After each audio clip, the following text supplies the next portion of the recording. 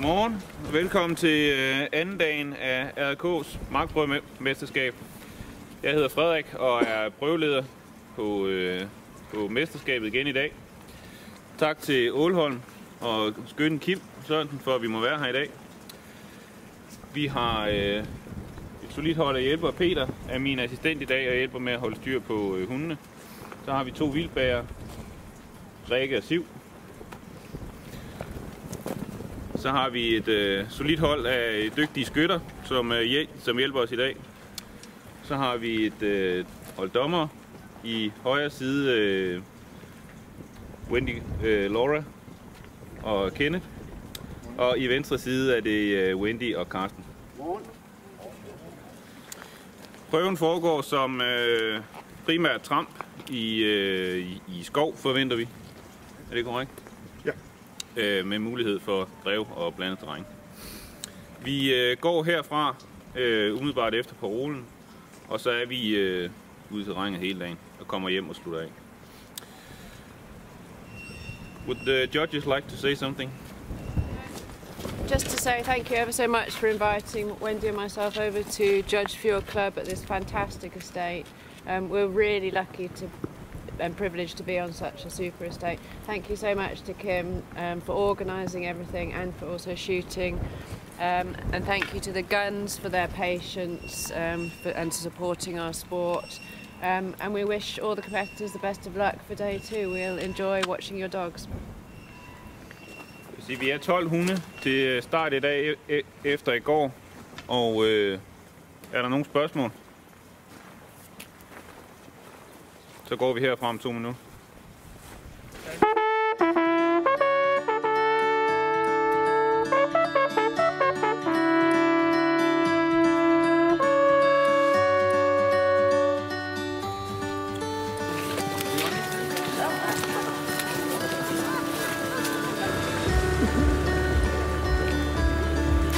Så Nikolaj, er du klar?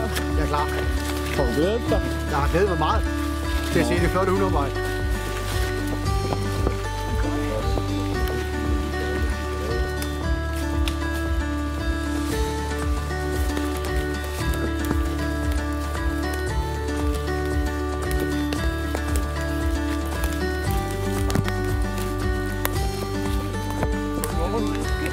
Thank you.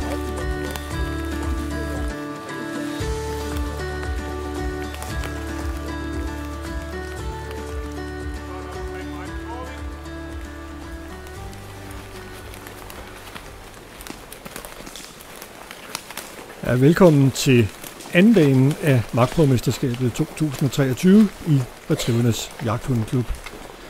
Vi er stadigvæk på Ålholm Slot ved byen Nysted på det sydlige Lolland, præcis som i går. Den eneste forskel er, at i går på første dagen, ja, der var det en smuk og solrig efterårsdag, og i dag der siler regnen ned i stor stil. Som vi kan se, det er vådt terræn, grøfter der skal passeres. Der var 31 hunde til start, da mesterskabet startede i går. 12 af dem er stadig med, her hvor vi altså er i gang med anden dagen af mesterskabet. Og skulle du ikke have set første dagen, ja, så vil jeg da lige anbefale, at du ser den først. Den ligger inde på rjk.dk eller på RJK's YouTube-kanal. Og ligesom i går er det Laura Hill og Kenneth Reisig, der dømmer i højre side, og Wendy Glue og Karsten Nissen, der dømmer herovre i venstre side.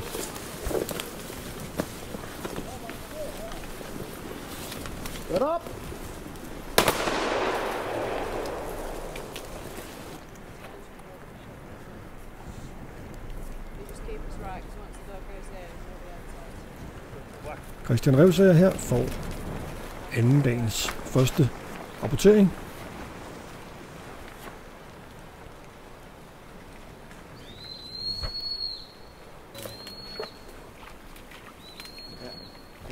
Det er sådan, at alle de hunde, alle 12 hunde, der er med her på anden dagen, ja, de kom igennem første og anden runde i går. Så de har alle 3 rapporteringer med i bagagen, her hvor vi er startet på 3. runde. Og her i tredje runde har dommerne besluttet, at hver hund skal have 2 rapporteringer, sådan så de tilsammen kommer op på 5 rapporteringer, hvis de ellers vel at mærke gennemfører tredje runde. Og det er de 2 hunde med laveste numre, der starter inde i højre side, og de næste 2 hunde, ja, de starter inde i venstre side.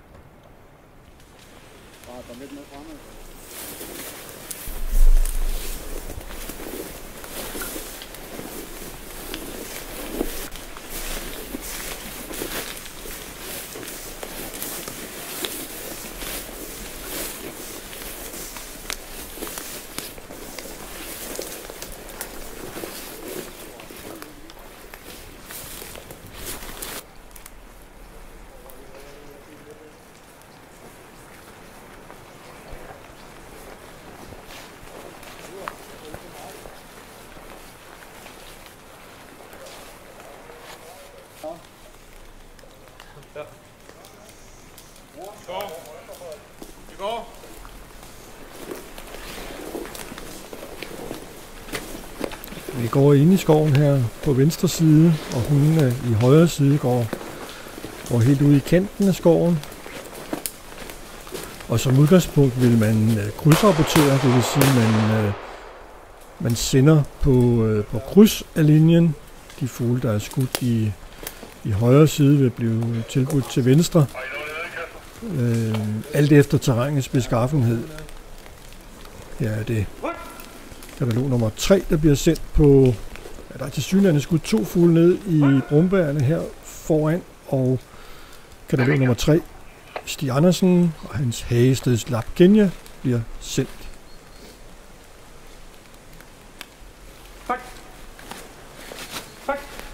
Try and get it in right-handed. No. The ball is here. Oh! Oh!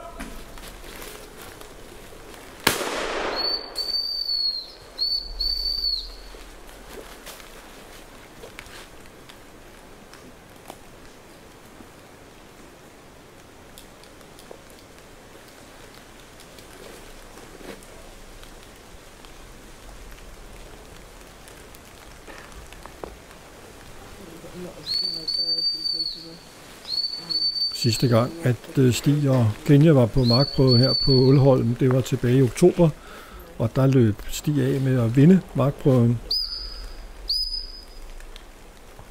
Og efterfølgende 2 markprøver lykkedes det også for Stig at vinde, så en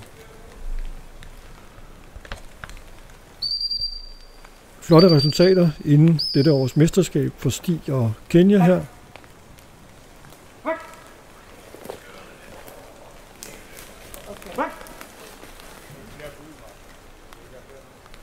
Det er også en har.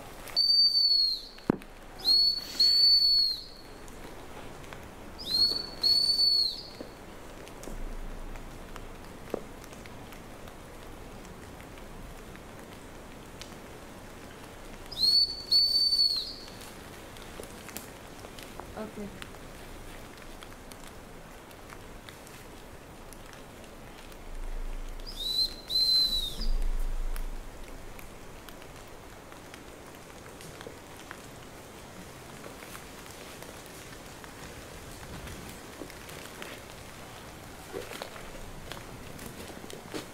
Far to the right.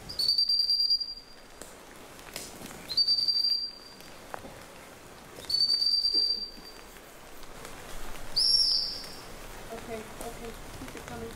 Get on. Yeah.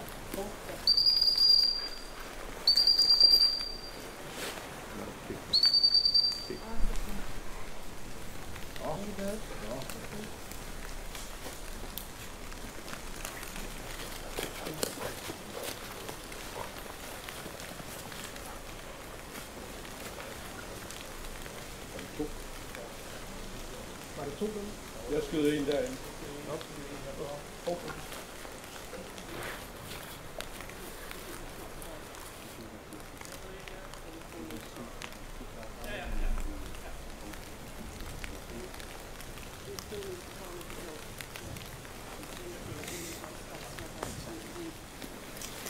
We need you to check that area.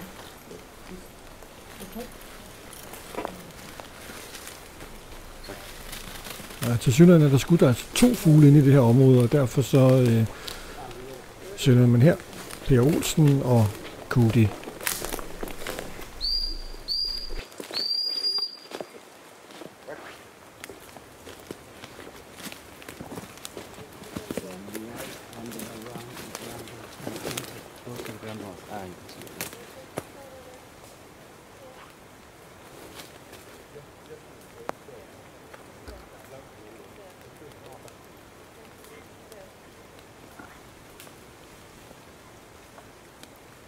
Still on the right side of the brambles, going backwards now.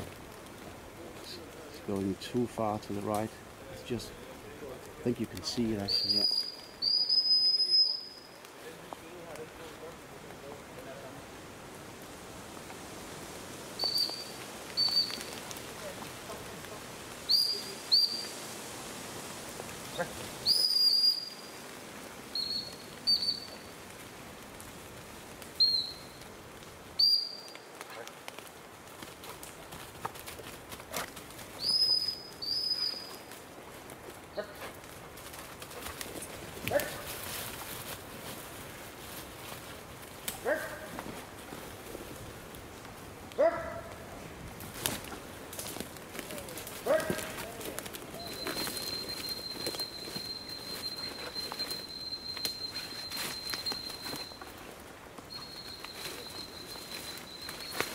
I think it's too far to the left, but yeah, it's on the left side now. You can see on the track. Yeah, that's it, man. Thank you.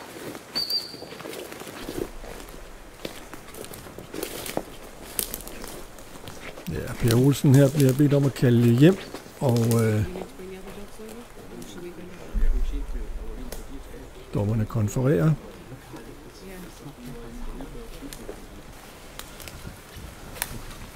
Hvad siger du, Martin? Har hunden været i området? Jamen hunden har været i området, men vi er lidt i tvivl om, hvorfor en fugl der er samlet. Det er den første. Det er fugl nummer 2. Det er den Frederik og den bliver skudt. Jeg skyder en høne, der lander lige op kort af pilebussen, som åbenbart ikke er samlet pt.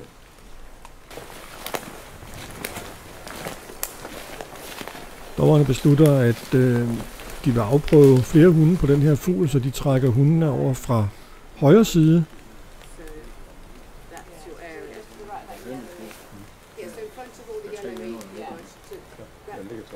Der er lidt et træ, den hvor skyder de to. Just behind that, sort of in those brambles behind there. Maybe it's a dead dog. I let them move once they send. I let them move a little bit left and right. Integral! Og Michael Christensen får muligheden her.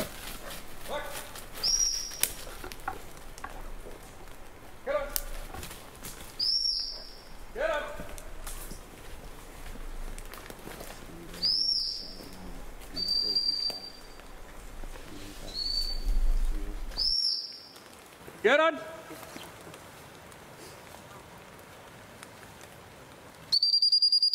Too deep.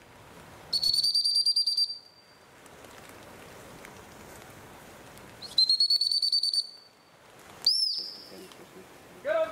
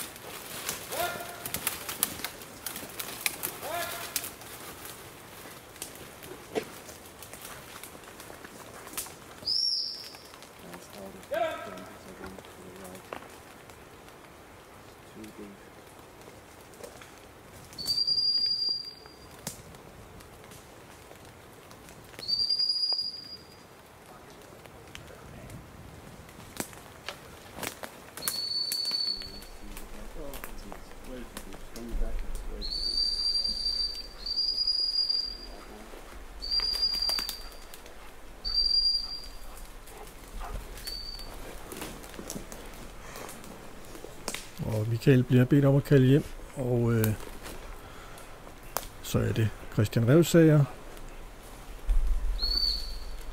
der bliver sendt.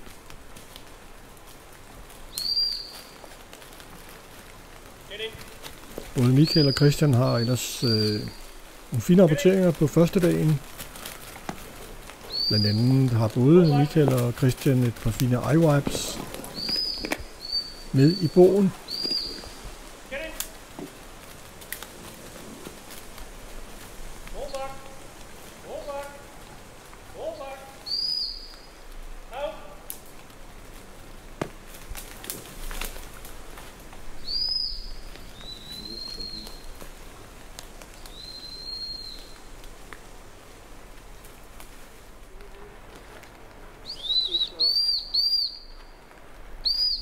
Out!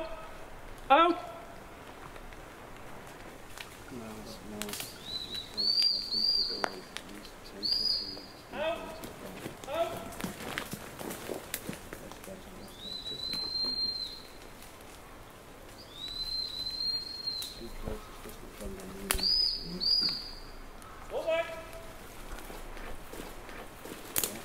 Der er hårdt terræn for hundene at arbejde her i det tætte brumbær.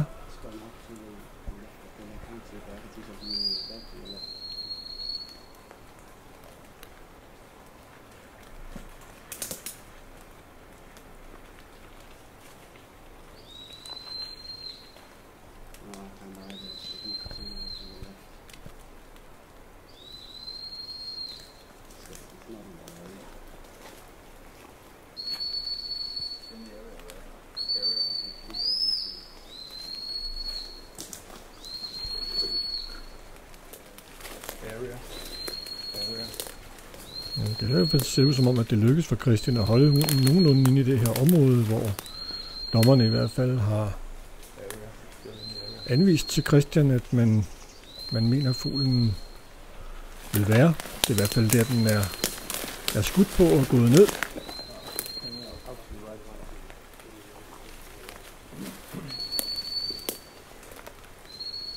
Area again. Area. Area.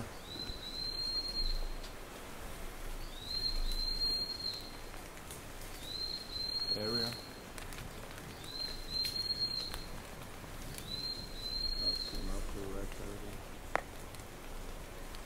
Too deep. Too deep.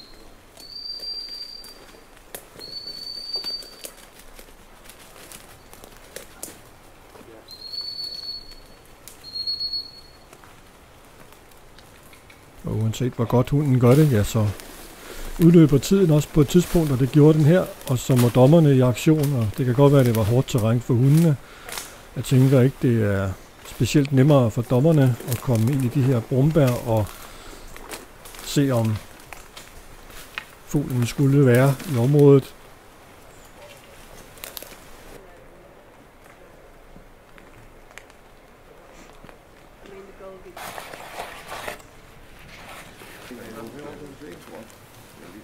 Der er et eller andet med noget lysben. Prøv på den over, så du selv. Jeg får lige hele forklaringen på dansk. Ja, tak.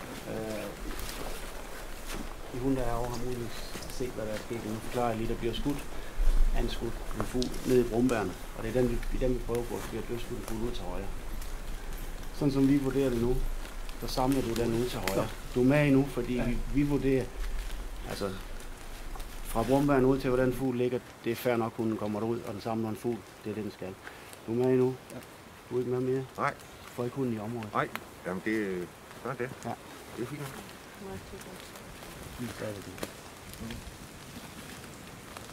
Ja, hjertelig tak. Du kommer ikke ind. Selvfølgelig gør vi det. Indtil.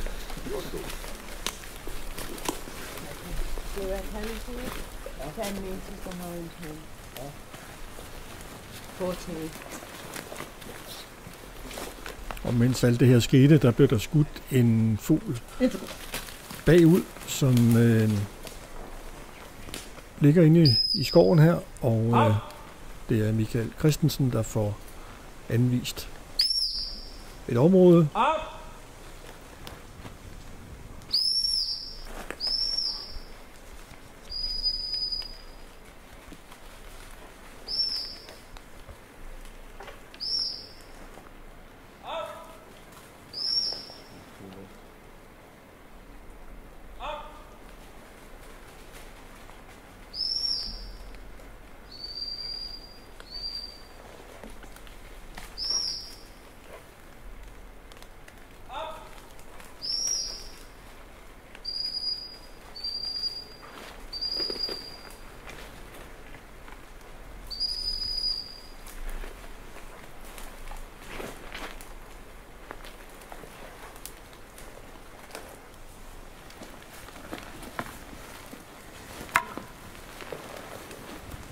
her udløber tiden også for Michael. Bliver i hvert fald bedt om at kalde hjem. Og muligheden går videre til Christian Revsager.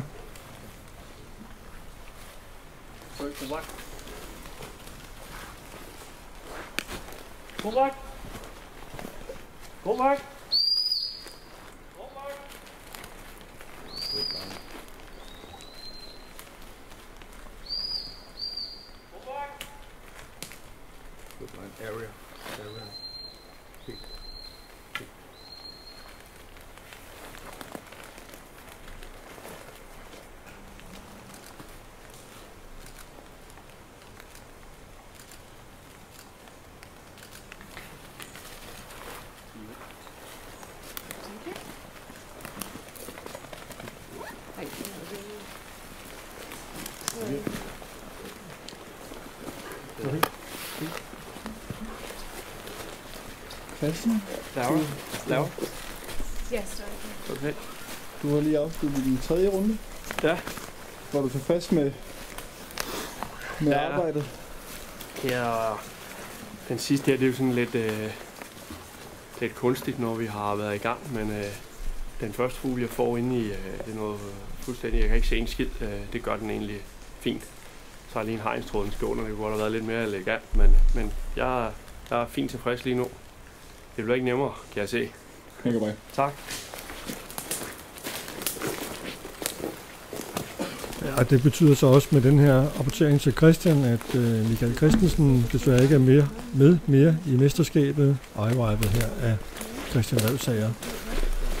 Der er i mellemtiden skudt en fugl mere. Og det bliver Stjernersen, der har fået udpeget området herude på marken.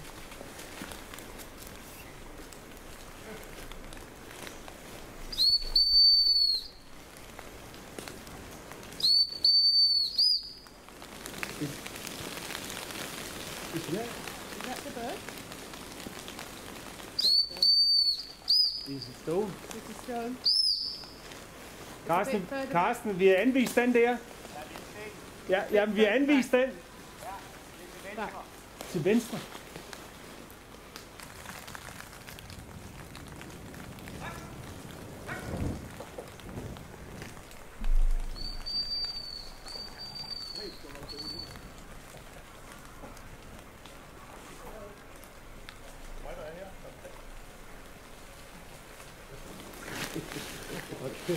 Du fik et træk der.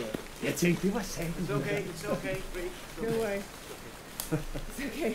We gave you the... Han fik du et helt hjerte der.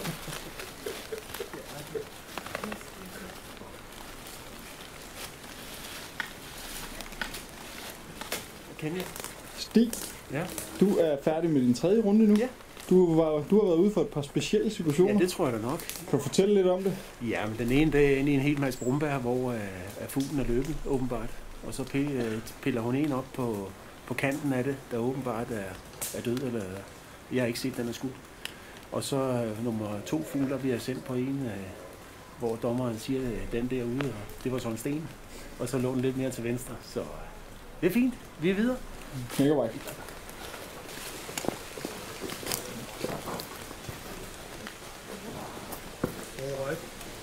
Ja, stig videre med 5 rapporteringer, og vi har fået nogle nye hunde ind i linjen. Her er det Susanne Andersen og Mads Christoffersen i højre side.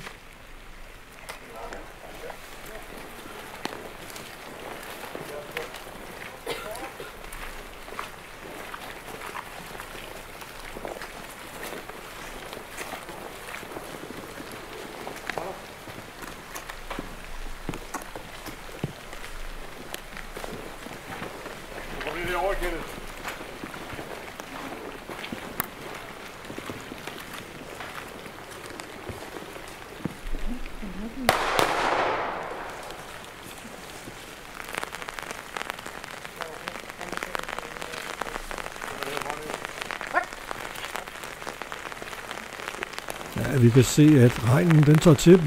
Vi kan både høre og se det, og Det er her, hvor Susanne Andersen bliver sendt på hendes fjerde rapportering. Første rapportering i tredje runde på en fugl, der er skudt herinde i skoven.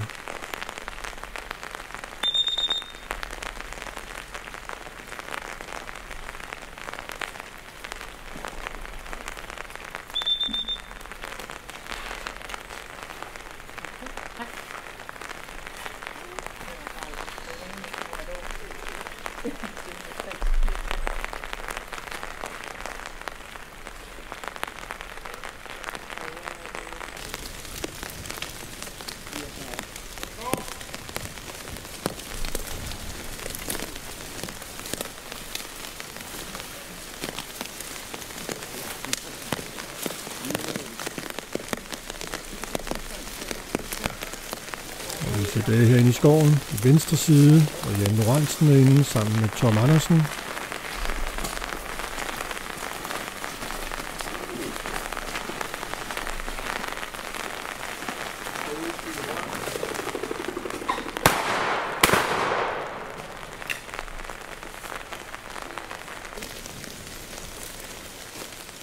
Det er Jan Lorentzen, der bliver sendt på fuglen, som vi så blev skudt herude i højre side.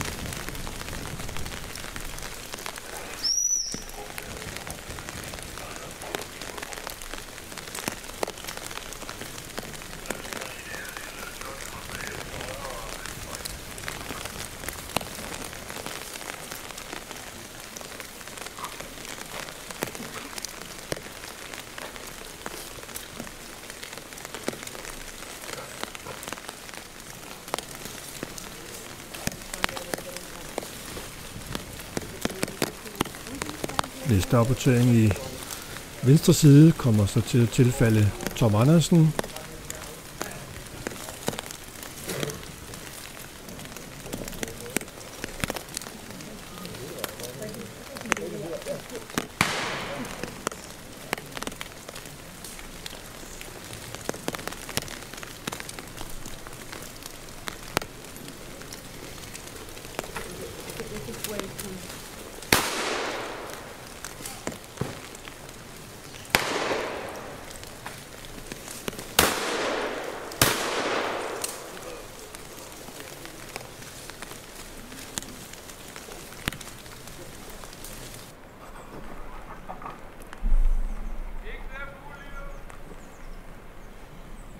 Mads Christoffersen sendt på fuglen, der er skudt over i venstre side, inde i skovkanten her.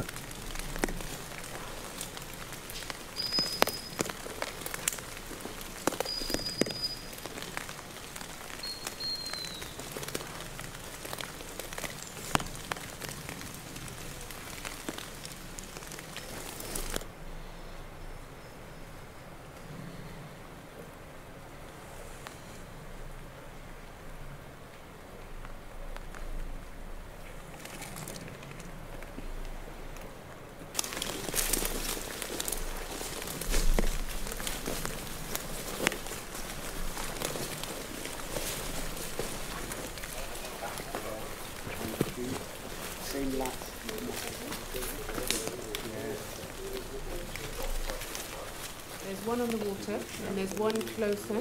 Okay, but in the same line. I think like a bit more to the left, but either one.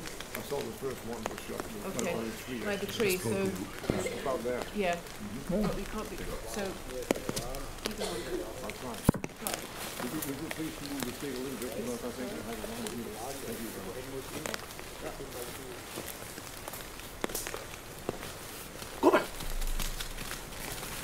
Ja, som vi hørte Wendy Glue her forklare Tom, så der er skudt 2 fugle, der tilsyneladende begge to ligger helt ude i vandkanten, forholdsvis tæt.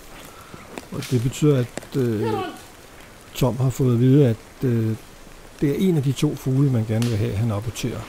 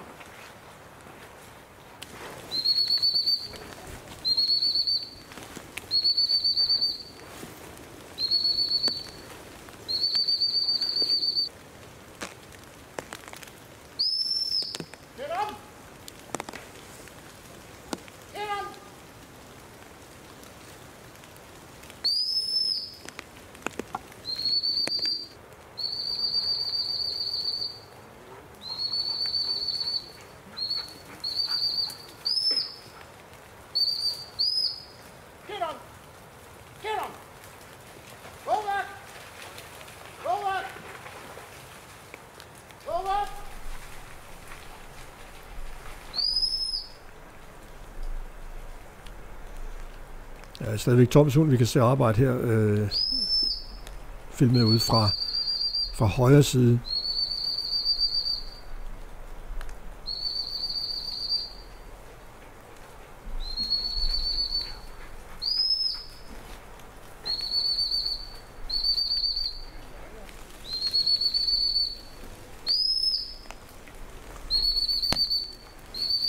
Og Tom Andersen bliver bedt om at kalde sin hund hjem.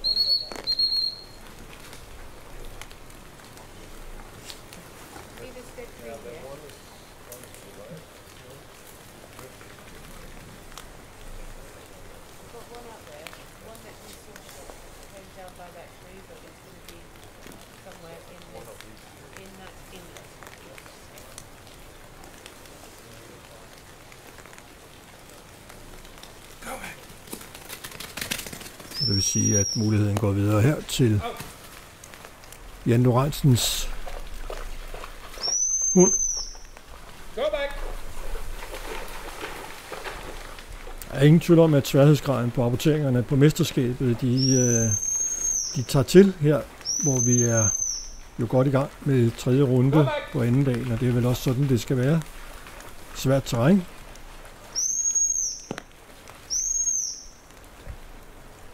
Go back. Go back. Go back. Go back. Go back. Go back. Go back.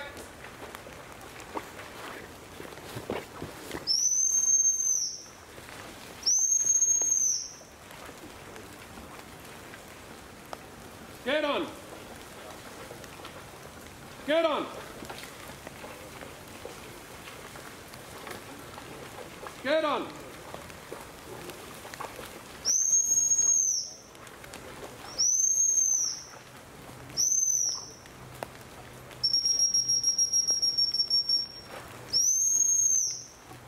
Get on.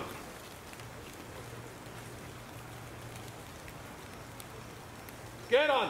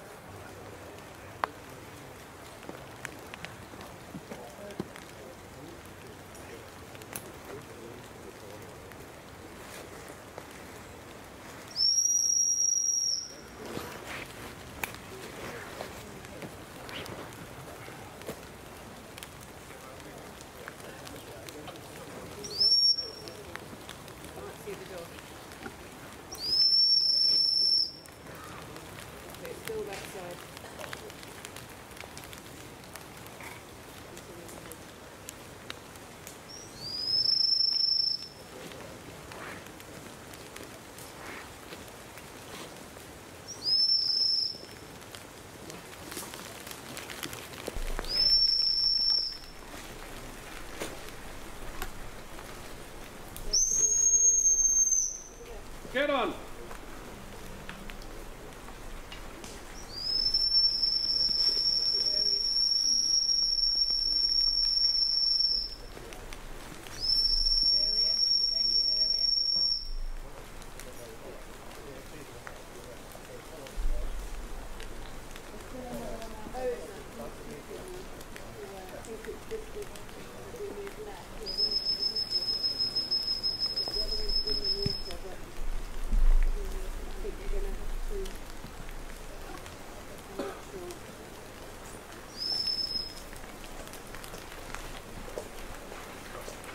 Og her lykkes det for Jans hund at bringe den ene af de to fugle ud i vandkanten. Og dermed så er mesterskabet også slut for Tom Andersen.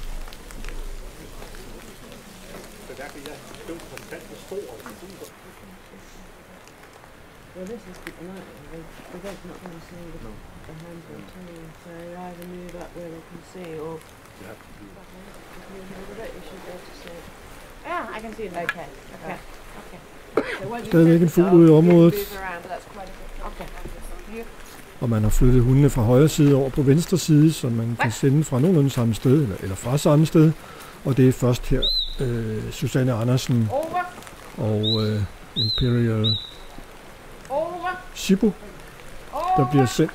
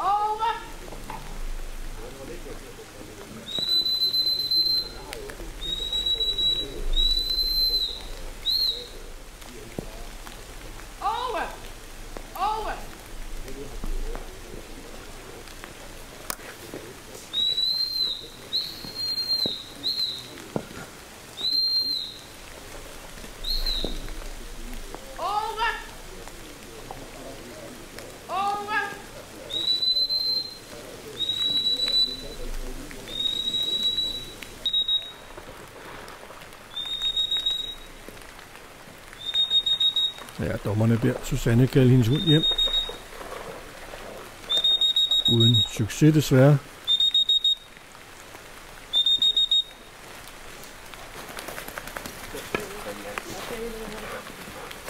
Og i stedet er det Mads Christoffersen, der får muligheden.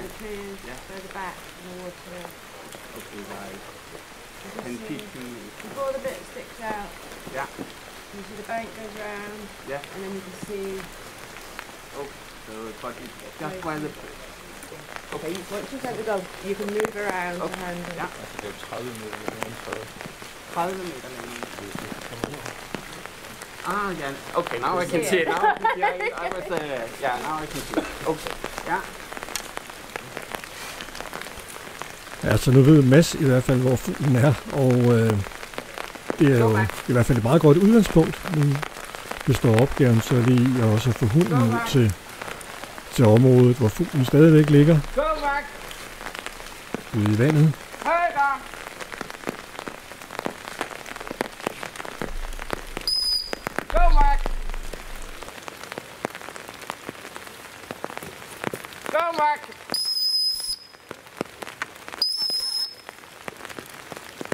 Oh, he's here on the right.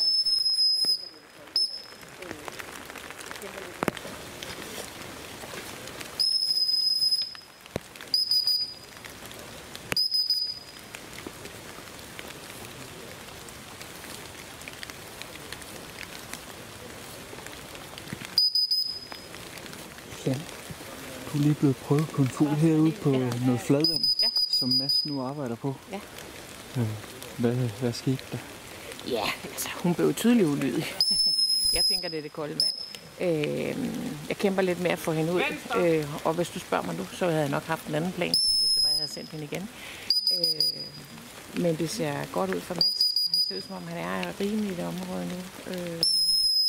Så jeg håber på, at få den. Mange tak. Go back!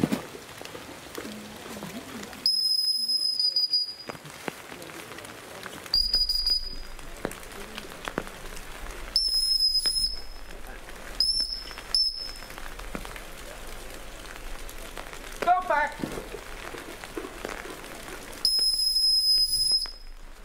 Venstre! Get in!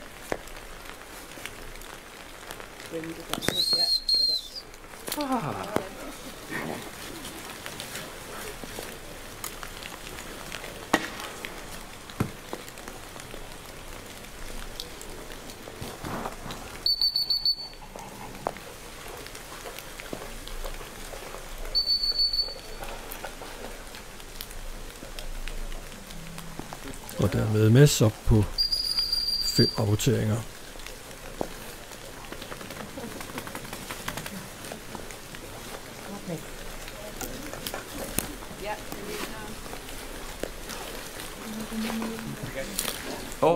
Ja. Du er lige gået og prøvet på en fugl. Ja, den var ikke let. Der var mange forhindringer på vej ud, men så det blev en del fløjten, men det gik til sidst, så det var godt.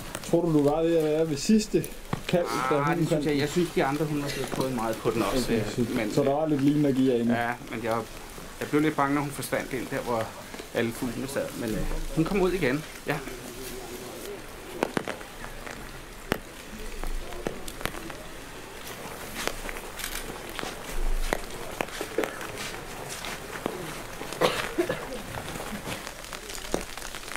Vi har fået drejet hele linjen rundt nu, og er lidt på vej tilbage i skoven igen, og vi har fået nogle nye hunde ind, efter det, der skete herude ved vandkanten. Her i venstre side har vi fået Michael Johansen ind, sammen med Torben Luxhøj.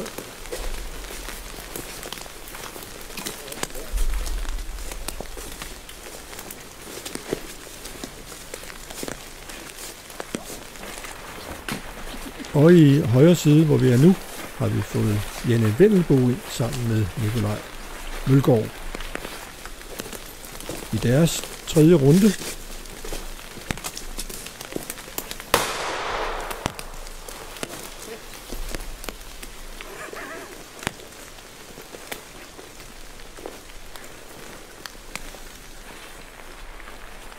Der bliver et skud heroppe i venstre side, og vi ser, at Wendy Glue løfter stokken og tilbyder rapporteringen til højre side, hvor det er Janne Vendelbo med Cables Kelly Cicero.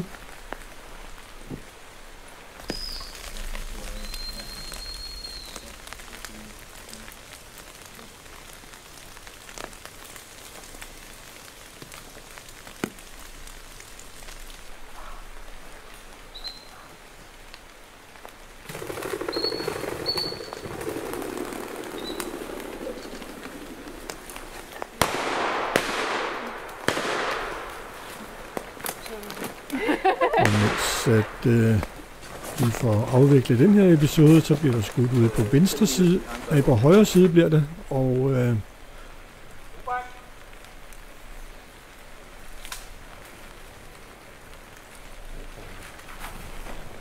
det er Nikolaj Mølgaard, der bliver sendt på fuglen her.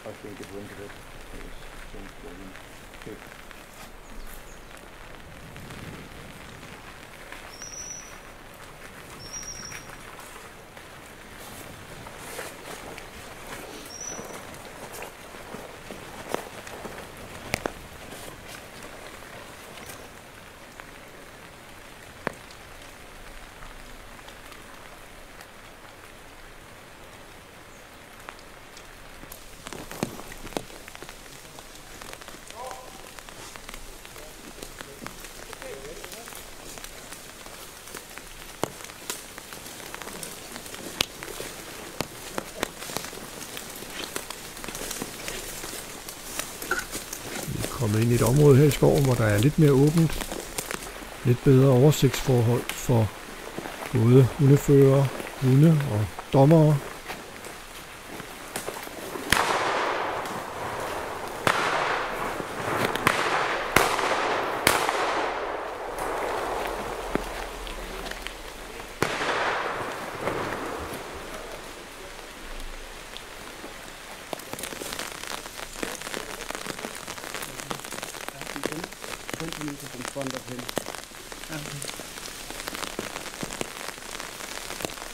Skudt et par fugle på højre side, der bliver tilbudt herned til venstre side, hvor det er Michael Johansen,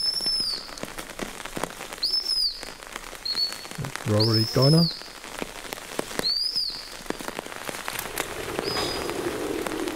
igen masser af fugle på terrænet her, der selvfølgelig distraherer hundene en lille smule, eller måske en stor smule, i deres arbejde.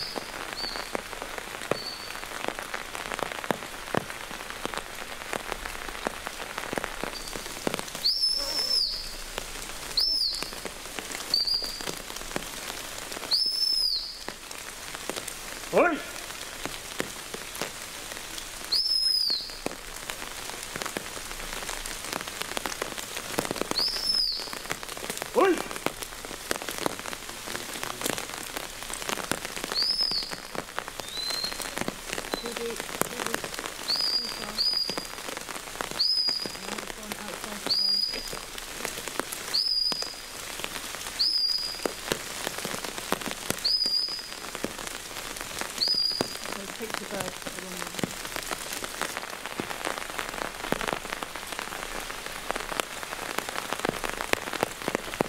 Og Michael Sund kommer tilbage med en fugl herude fra højre side.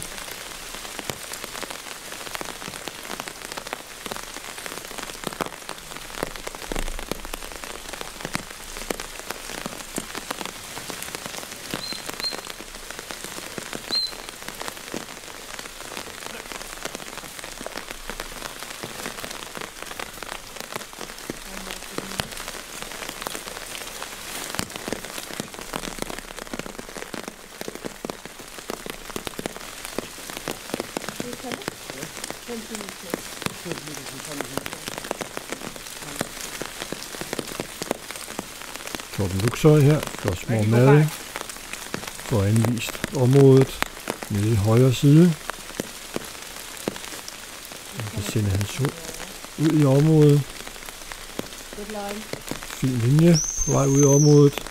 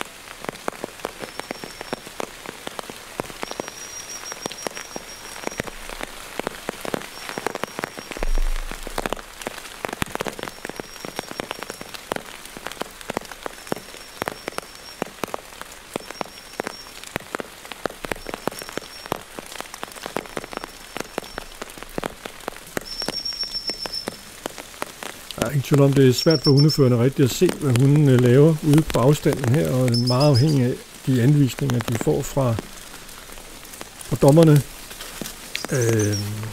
Torben bliver bedt om at kalde sin hund hjem, og rapporteringen bliver tilbudt hundeførerne i højre side, som flytter ned til venstre side, så de kan sende fra samme sted, som hundene i venstre side blev sendt. Og det er Janne Vindelbo her, der bliver sendt først.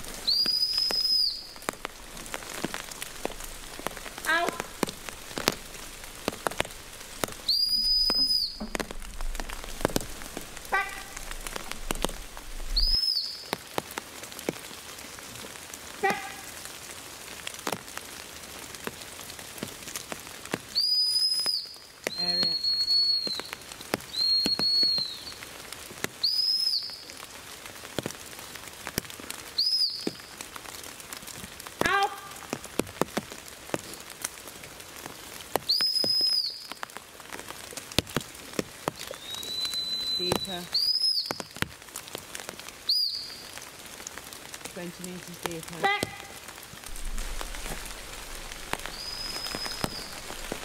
Too far out to the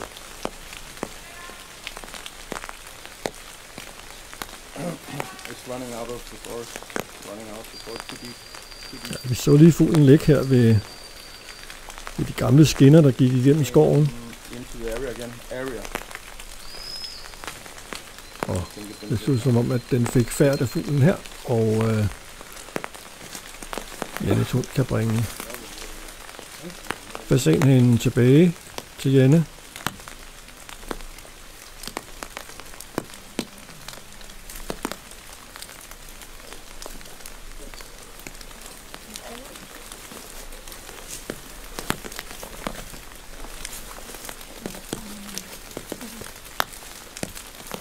Og dermed så slutter mesterskabet for Torben Luxøj her. The one you picked was way out in the out of the forest. Okay. So, sorry. Okay. That's why we sent. Okay. And the reason I called you up quickly was your dog went to the same Yes, area. yes. Had the bird been there, you would have done the same. So, Fine, that's okay. Ja, mesterskabet er desværre også slut for Michael Johansen. Samler en fugl, der ligger åbenbart noget længere ude, væk fra det område, han var blevet anvist.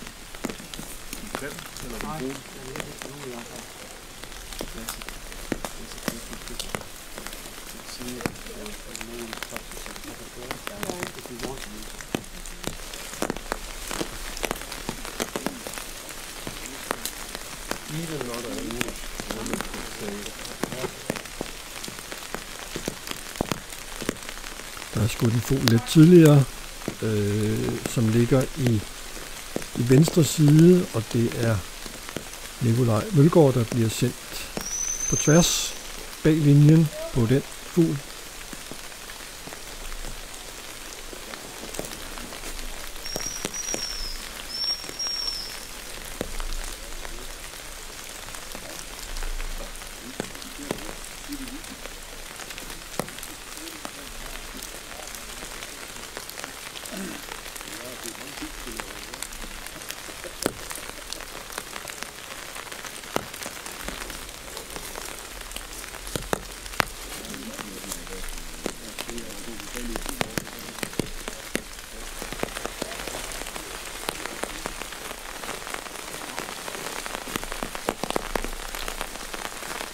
Og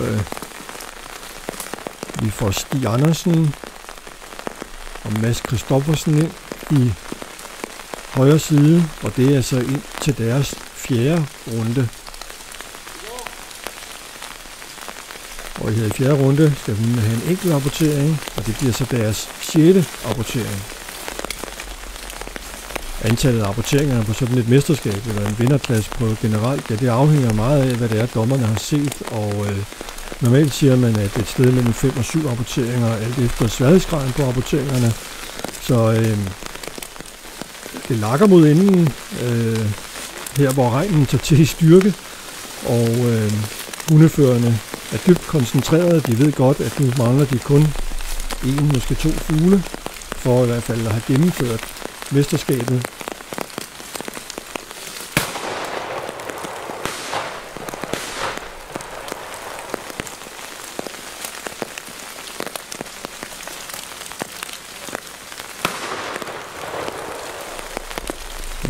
Igen masser af fugle her i skovkanten. Stig Andersen bliver sendt på en fugl, der bliver skudt herude i det åbne. Fandt vi i vandet, som er herude på marken. En grøft er det måske, der går på tværs her.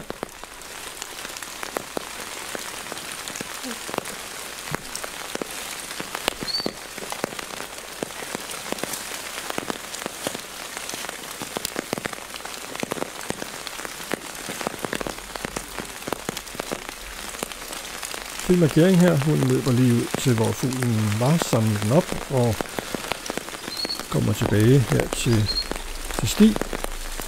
Stigs 6. rapportering.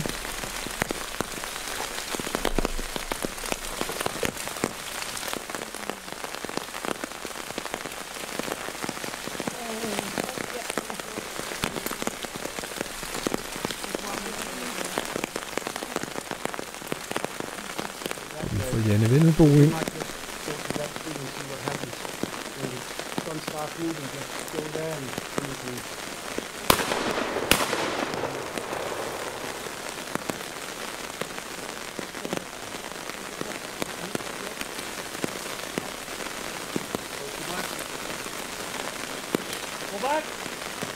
Christian Revsager.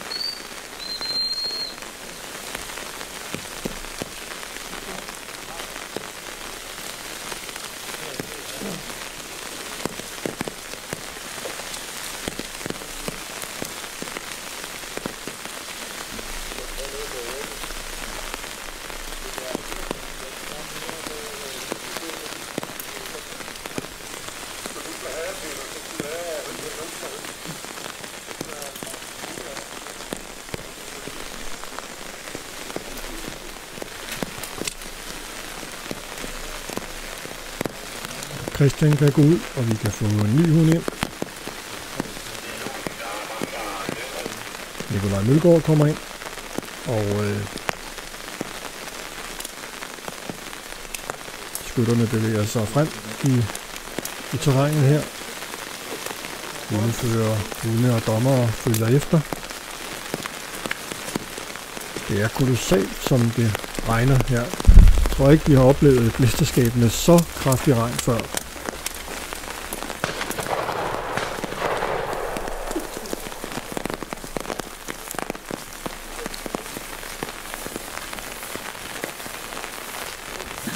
Vi kan se, at skytterne går fremme i terrænet her.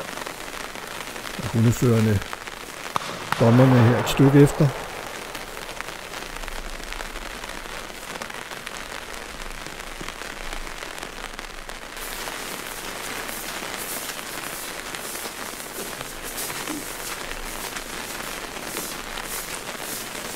Der er skudt nogle fugle fremme i terrænet.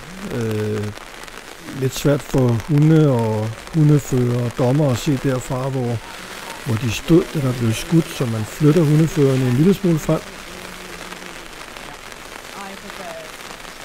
Og Mads Christoffersen får her anvist området ude på engen her, hvor der skulle ligge flere fugle, nogenlunde i det samme område.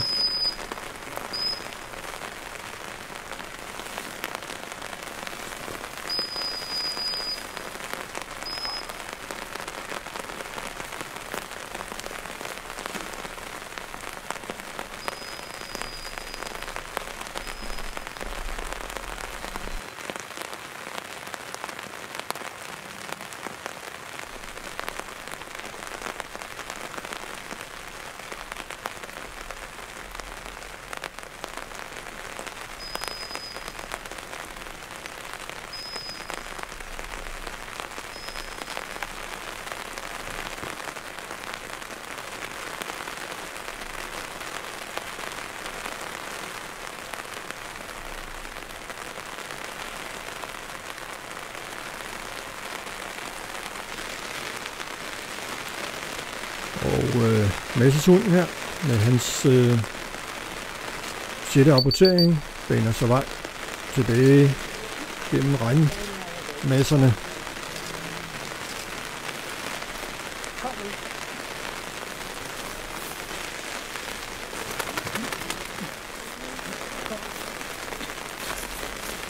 Og næste hund, der bliver sendt ud i samme område, Jan Lorentzen.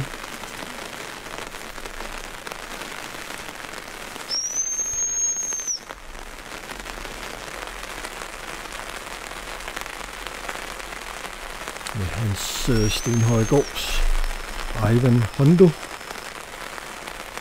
Finder også en fugl ude i området.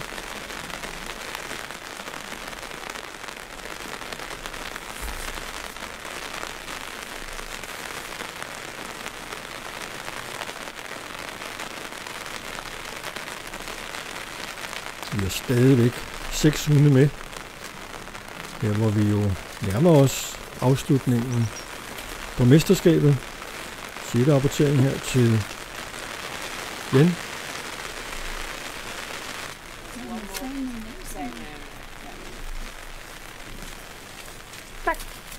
Janne Vimmelbo får udpeget samme område.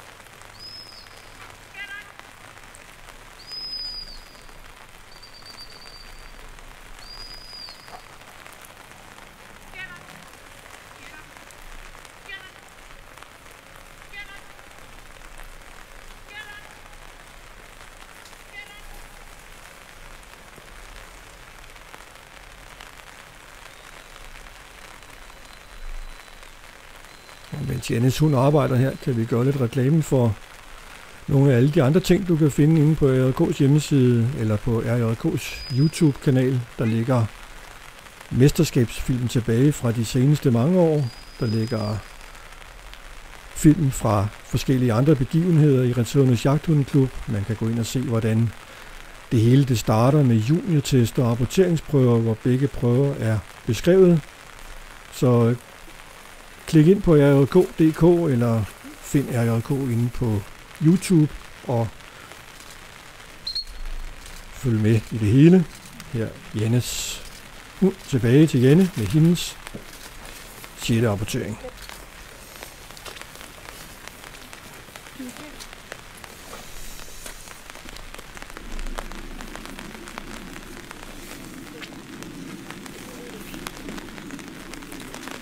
Til synligheden er der ikke skudt flere fugle ude i området lige nu, og det betyder, at man flytter hundene lidt, som det ser ud til. Jeg tror kun, vi mangler en enkelt rapportering. Thea, du er Unik Hundefoders repræsentant på årets mesterskab. Ja. Hvad synes du om at gå her på mesterskabet og hundenes arbejde? Jeg synes, det er rigtig godt. Det har været meget vådt i dag, men det har været nogle rigtig, rigtig gode dage og meget spændende at følge med i alt hundearbejdet og førende. Ja. Og nu har du så fået den betroede tjeneste også at være fotograf på de 2 dage her, så du har jo været med på helt op på frontlinjen og fået lov til at se noget hundearbejde. Ja. Nu er vi så småt ved at være færdige, tror vi. Men har det været nogle gode dage? Det har været nogle rigtig, rigtig gode dage, og det har været mega fedt at kunne gå på CZ-hold og se hundene arbejde, og meget lærerigt også. Så, ja. Og I har nogle præmier med til de hunde, der går igennem? Ja. Vi har Unique Basic med, som er et basisfoder, der er rigtig godt, som hundene også godt kan arbejde på, men et rigtig godt basisfoder, vi har med i dag. Mange tak. So we'll just try and fly one more bird. We'll talk to him. Is there out? Yeah, I'll talk to him. We've got, we've really already got a fatigue of 100 and he says we've got one with lots of down drops. And we've got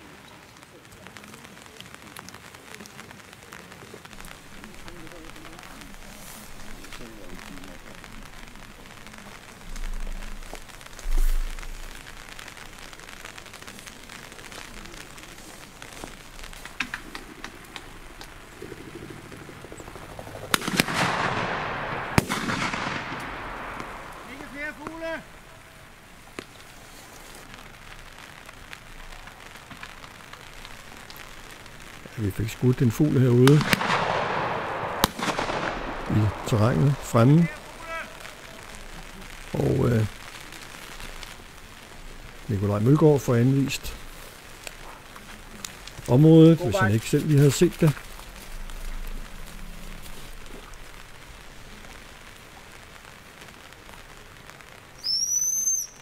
What? Go back!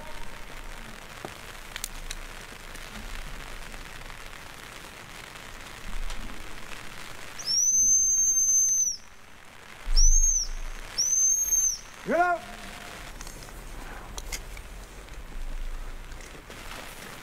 Get out! Go back!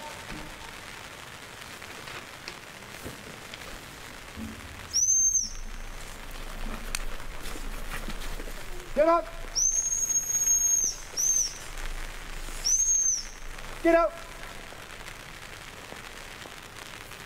Get out!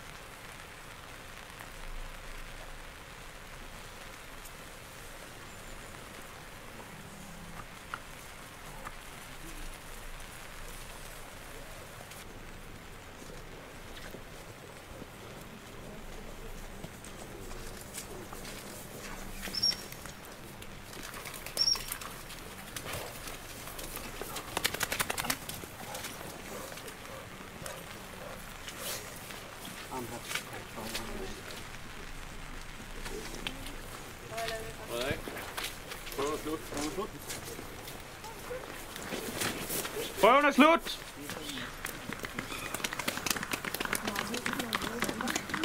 Ja, på den måde så er vi lige ved at være ved vejs ende på dette års mesterskab. 6 rapporteringer blev det til de 6 hunde, der var med her til sidst. De 6 hundeførere, ja, de kan nu ånde lettet op. Og det kan terrænverden også. Nu venter kun præmieoverrækkelse, hvor det afsløres, hvem der bliver magtprøvemester 2023. Tak fordi du kiggede med, og husk endnu en gang inde på RJK's hjemmeside, der kan du se film fra tidligere års mesterskaber og fra mange andre begivenheder i Returnes Jagthundeklub. Du finder det hele inde på rjk.dk.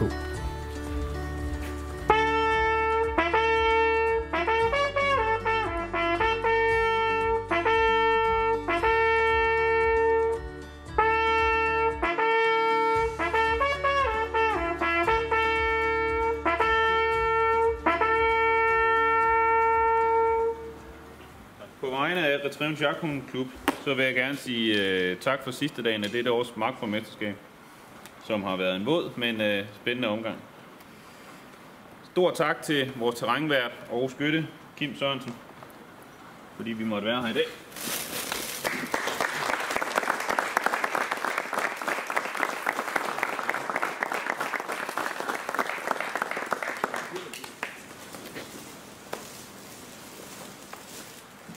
På dagens jagt er der blevet nedlagt 8 haner, 13 høner og 1 hare, i alt 22 stykker vildt. Tak til skytterne for god skydning. Vi har en lang række præmier og udmærkelser og vinder, vi skal igennem. Vi starter med erindringsbærer fra sidste års vinder, Tom Andersen.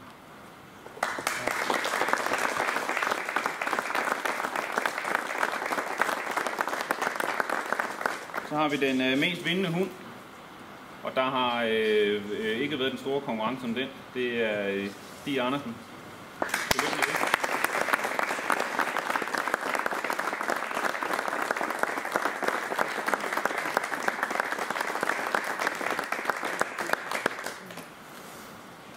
Ja, så kommer vi til Lars Karls mindepokal, som er lidt svært for mig at udlevere. Lars var en god ven. He was a big friend to both me and to Laura and many of you. We'll try to remember him today.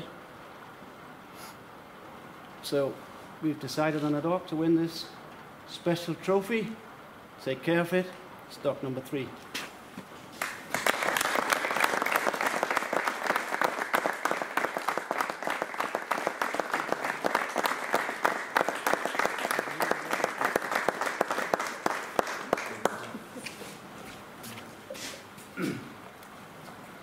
Så har vi en masse præmier til årets mesterskab.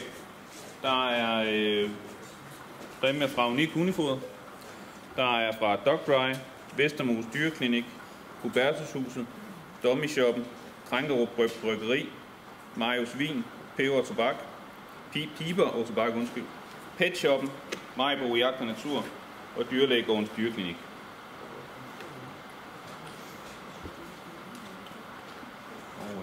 Så vil jeg give ord til dommerne. Tak. Så løfter vi stemningen igen. Først og fremmest stor tak for de 2 dage, vi måtte holde hernede, Kim. Stor tak til skytterne, både i går og i dag. Vi har fået præcis det, vi har ønsket. Varierende sværhedsgrad, masser af fugle. Vi har set rigtig godt hundearbejde. Vi har tabt nogen, der var lidt uheldige, som nogle prøver de nu er. Det er en del af det. Vi har nogen med tilbage, og dem er vi glade for, og I har fortjent at være her. Så for at springe ud i det, så starter vi med en udmærkelse til Flushmore Elisabeth.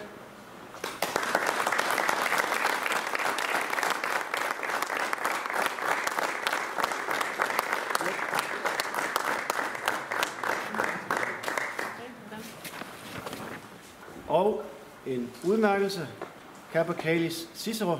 Janne.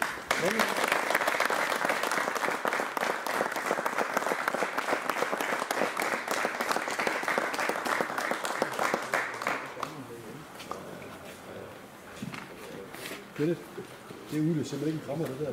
Du får altid krammer.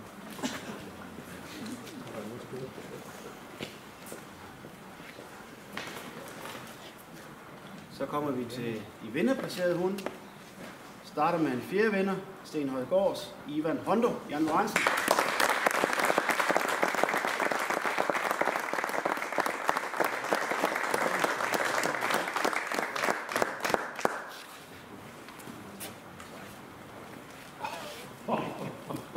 En 3. vinder, Skogløsa Corvette, Mads Christoffersen.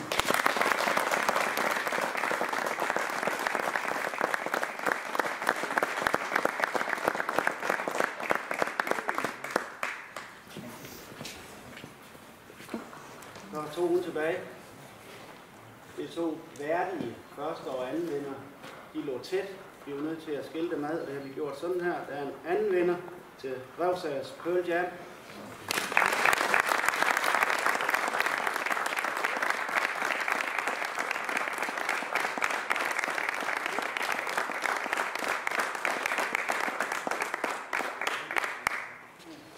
Og så giver det jo lidt sig selv. En første vinder til Dansk Fieldfight Champion, Dansk Jagt Champion, Svensk Fieldfight Champion, Hagesteds Lap Kenya og nu også markprøvemester 2023.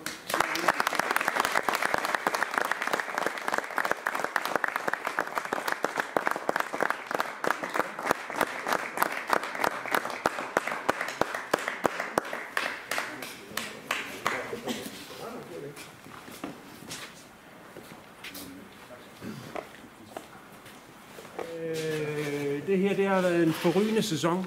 Det er langt ud over det, som jeg nogensinde har oplevet med min hunde. Jeg har da prøvet lidt. Det her, det er hendes anden sidste markprøve. Der er et mesterskab mere, vi skal prøve at gøre et eller andet. Men hun har været en forrygende hund, som jeg tror nok kun den ene. Det håber vi andre. Så vil jeg sige tak til Kim og hernede.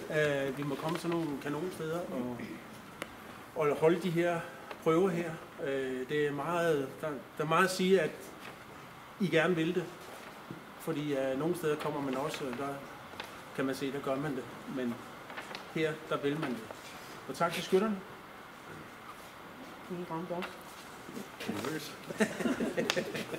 Så tusind tak for det. Tak til dommerne. Det har været meget hyggeligt, og jeg kan godt lide det, når der er en god ånd omkring os alle sammen. Så tusind tak.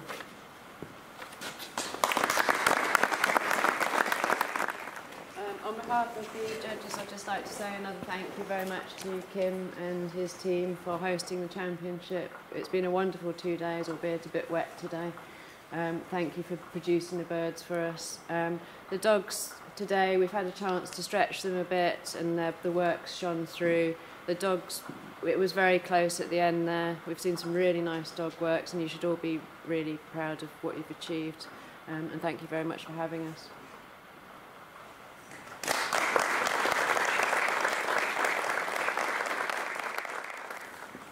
Så har vi en Guns Choice, og efter en snak med skytterne, så er det katalog nummer 16, der er blevet udtaget for det.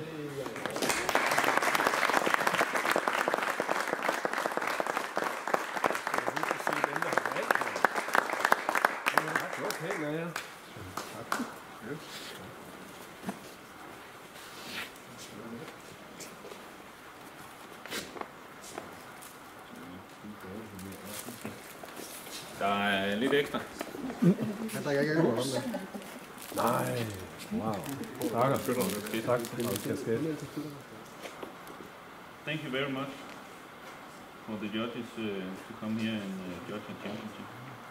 It's been a pleasure. And to not go home empty-handed. Okay. Thank you very much.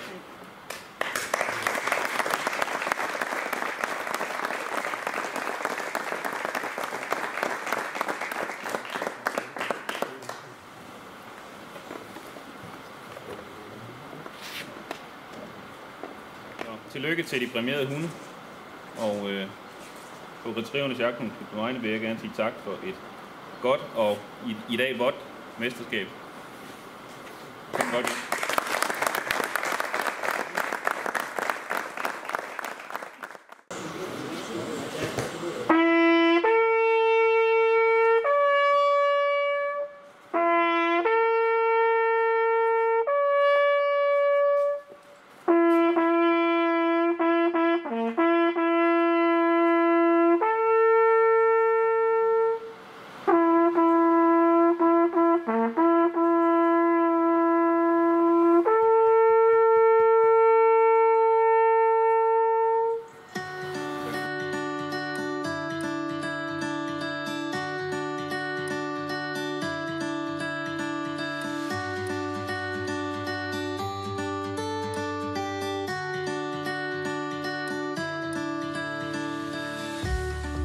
Jamen, Stig Andersen, så står vi her på RLK's markboldmesterskab 2023.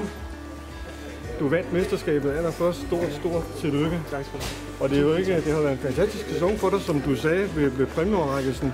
Men fortæl os en lille smule om din hund. Jamen, den hund, den kommer op fra Hagested, slap op i Holbæk. Da de laver den parring, der bruger de en anden hund nede i Ungarn, hvor jeg gerne vil have en fra.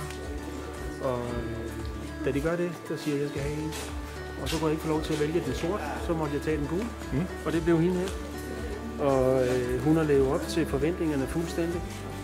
Hvor at, hun er den roligste hund, jeg nogensinde har haft. Ja. Og den mest observerende hund, tror jeg har haft. Så det er baggrunden for, at jeg har hende. Og som sagt, at det er den anden sidste magtprøve. Og så bliver hun jagthund inde med min søn. Er det på grund af hendes alder, eller hvorfor? Nej, for nogle af 5 år, og så har jeg en ny på vej, eller jeg har 2 nye på vej, og så skal der jo ske noget andet. Der sidder sikkert mange og siger, hvordan når man så langt? Hvor meget kræver det? Har du lige et lille tip her? Nej, jeg har ikke nogen tip. Jeg har bare ihærdighed. Og finde de rigtige mennesker at være sammen med omkring det. Der er jeg meget privilegeret. Dem, som jeg har sammen med, hvor vi vil det samme. Og det er i hvert fald eneste Michael MC. Vi gør mange ting sammen, som måske gør det vi mener er det rigtige. Og det er jo faktisk sådan, at du inden mesterskabet har vundet 3 vinderklasse på RLK. Ja, det er også. Det er helt vildt. Altså, det havde jeg ikke forventet. Min sæson sidste år var meget dårlig. Rigtig dårlig. Og der tænker jeg, nu fyrer vi lige hende af igen, og så ser vi, hvad der sker. Og så må jeg sige, så har hun løftet niveauet igen. Så det er lækkert. Det er godt. Tillykke igen. Ja, tak skal du have. Tusind tak.